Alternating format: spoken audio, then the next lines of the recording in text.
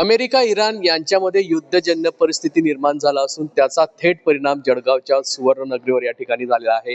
गेल्या 7 दिवसाचा विचार केला तर सोन्यात 4,000 रुपयाची घसरण तर चांदीमध्ये जवळपास 16,000 रुपयाची घसरण झालेली आहे.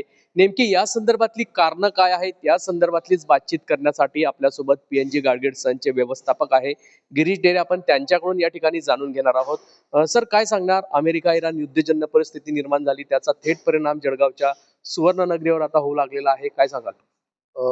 एक कालांतराने 4 तारखेपासून 4 जुलै ते आजपर्यंत जर विचार केला तर 4,000 रुपयांनी सोने कमी झालेले आहे आणि 16,000 रुपयांनी चांदीचा दर कमी झालेला आहे. प्रामुख्याने जर विचार केला तर डॉलरचा जो इंडेक्स आहे तो स्ट्रॉंग झालेला आहे. परत स्टेट ऑफ हॉर्मोन जी आहे तर ती परत बंद होण्याची, युद्धजन्य परिस्थितीमुळे ती बंद होण्याची शक्यता जास्त होत आहे.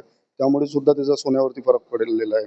आणि अमेरिकेमध्ये जी काही महागाई वाढलेली आहे ती चिरकाळ चालू राहील असं तज्ज्ञांचं म्हणणं आहे.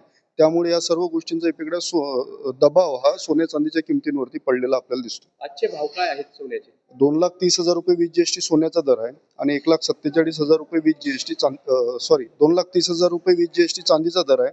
1,47,000 रुपये वीज जीएसटी सोन्याचा दर आहे. सर, या ठिकाणी पुन्हा युद्धजन्य परिस्थिती निर्माण झाली आहे, तरी ग्राहकावरही परिणाम वगैरे झालेला आहे याचा?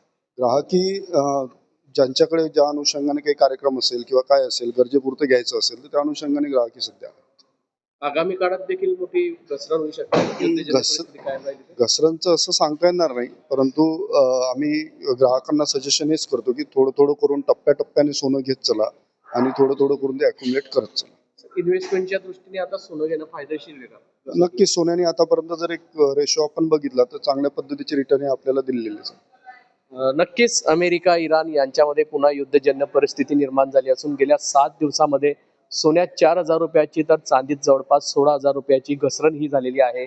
आगामी काळात जर युद्धजन्य परिस्थिती कायम राहील तर सोन्याचे दर आणखी घसरू शकतात असा अंदाज सोने तज्ज्ञ यांनी व्यक्त केला आहे.